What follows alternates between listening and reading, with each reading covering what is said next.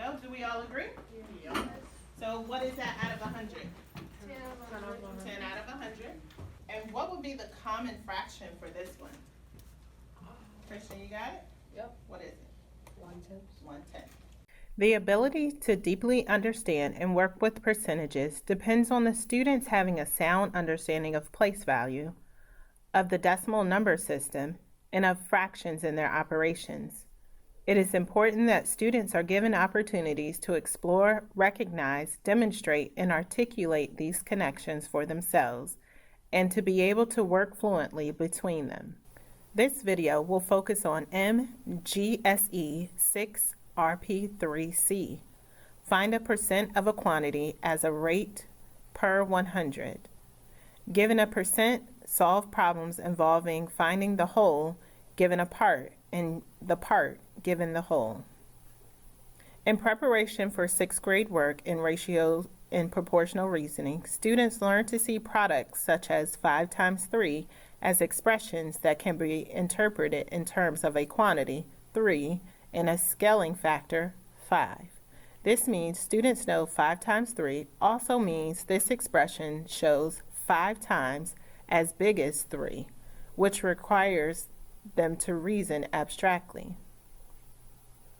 In 6th grade, relationships of two quantities in such situations may be described in terms of ratios, rates, percents, or proportional relationships.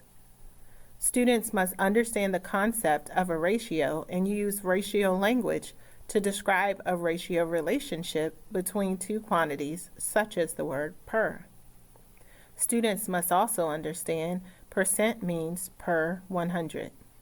Equivalent ways of stating ratios and rates learned in 6th grade are at the heart of understanding the structure in ratio tables, and it provides a foundation for learning about proportional relationships in grade 7. Building knowledge of common equivalent fractions for percentages and simplifying fractions and expressing these as percentages are key strategies to build conceptual understanding of percentages.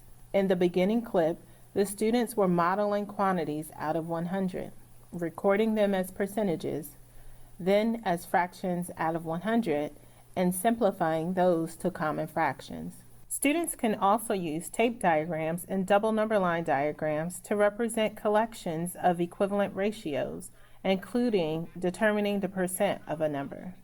Both types of diagrams visually depict the relative size of the quantities. Some students may naturally make the transition from the concrete bar to a drawn model.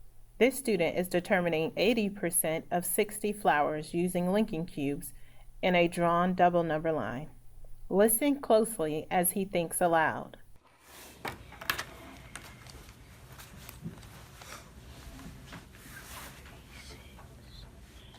What did you say this was worth? What did you say this was worth? 3. How'd you get 3? Because 30 is half of 60. But the whole thing is 60, so then this first one needs to be how much? 6. 6. 6 times 6 times 8. 6, 12. 6, 12. 18, 24. 30, 36, 42. 40. So it's 48 flowers.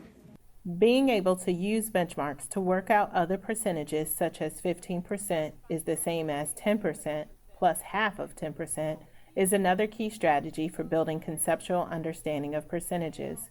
Using a number talk is a great instructional strategy to discuss benchmark percentages.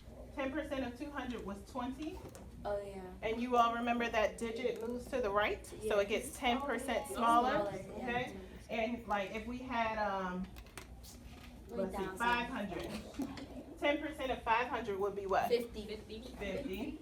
And then 10% of that would be 5. Yeah. Listen to how students think about using the benchmark percentage of 10 to determine 30% of 150. So Listen I up. think the correct answer is 45 because I went from the first problem and said 15, so I multiplied 15 times 3 and I got 45. Why'd you multiply 15 times 3? Because I multiplied 15 times 15 times 3 because there's 30% of 150. So I took the 3 away from the 0 and multiplied 15 because 10% of 150 is 15. So Okay, so we can't just take zeros away, but what I believe I heard you say is the relationship between 10 and 30 is 3, because 10 times 3, is that 30? Yes. So 10% times 3 is 30, times 3. 10% times, yes, is 30%. Thank you very much for making me attend to precision. So we're gonna do 15 times 3. And what is 15 times 3? 45. So the correct answer is 45. I said 45. You did say Oh my 45. goodness. And then I didn't even do that. Oh my goodness. Listen, what I did, Miss Sexton. So you know how that's 15, right? Uh-huh. Since that's 30, I add 3 more. So 15 plus 15 plus 15 equals 45. Wonderful job. Nice job. This standard also asks students to find the whole given the part. This can be harder conceptually for some 6th grade students. In a problem such as this, watch out for mistakes of students who may multiply 56 by 7/10 and get 39 and 2/10 instead of 80. This will show a lack of conceptual understanding.